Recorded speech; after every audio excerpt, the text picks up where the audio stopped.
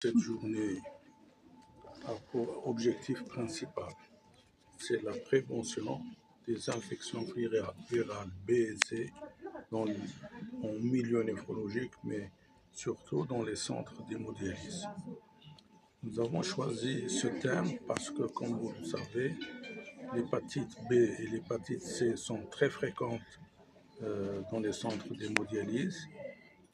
La contamination se fait par le biais du sang et aussi elle se fait par le personnel, donc c'est une contamination manuportée. Alors, c'est pour ça qu'avec la société Becker, laboratoire Becker, qui sont spécialisés dans le traitement des hépatites B et C, que nous avons organisé cette journée pour sensibiliser les médecins de la région de Tizi Ouzou, mais même celles de Béjaïa, de Bouira et de Boumerdès, pour faire un dépistage précoce de ces infections virales.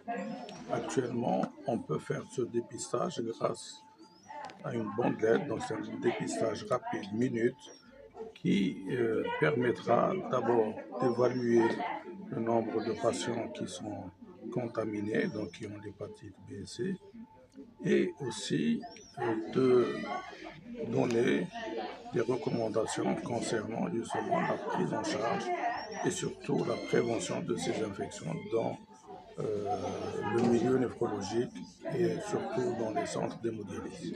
Donc la contamination est surtout manuportée. Donc dans les centres d'hémodialyse, le personnel doit respecter les normes d'hygiène et de sécurité. Alors les normes d'hygiène sont très simples, c'est-à-dire il faut, quand on pique un malade, il faut mettre des gants, changer les gants quand on va piquer un deuxième malade, mettre une charlotte, des lunettes, une surblouse. Donc toutes ces mesures préventives, malheureusement, ne sont pas respectées dans notre pays, ou très peu respectées. Parce que la fréquence, je pense, elle doit être identique, parce qu'il ne faut pas oublier que dans les circuits des malades, le malade passe du secteur public vers le secteur privé, du secteur privé vers... Donc, ce nomadisme des patients qui vont d'un centre public vers un centre privé va favoriser la contamination.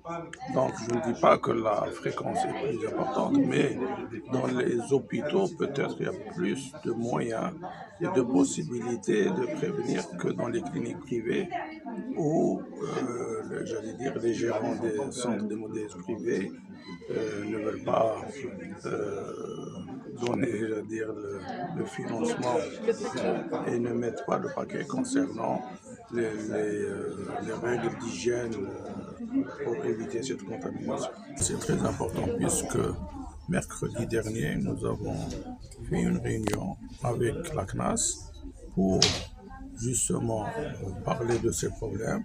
Et parmi les sujets qui étaient dont on a discuté, c'était l'hémovigilance. L'hémovigilance, c'est quoi? La vigilance pour ne pas être contaminé par le sang.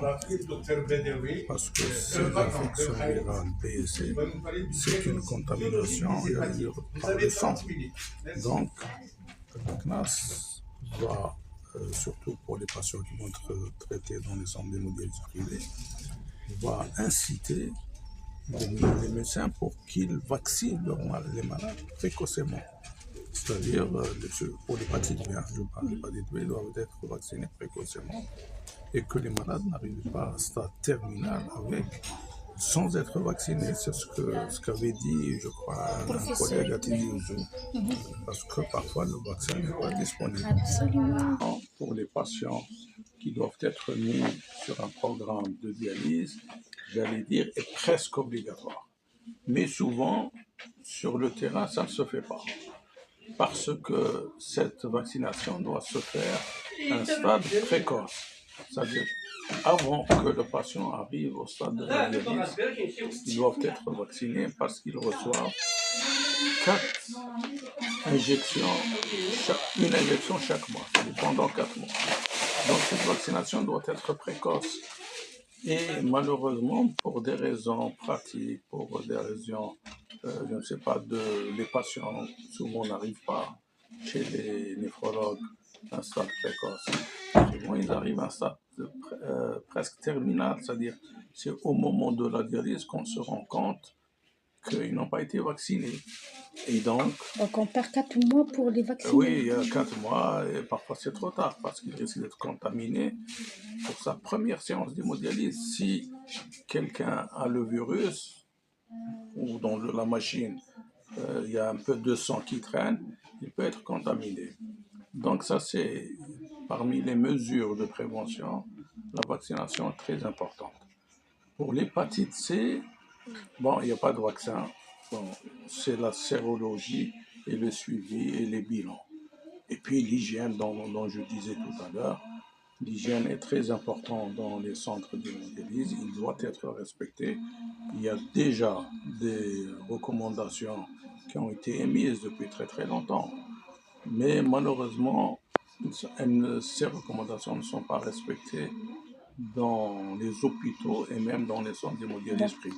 Donc ça relève de la santé en quelque sorte, professeur.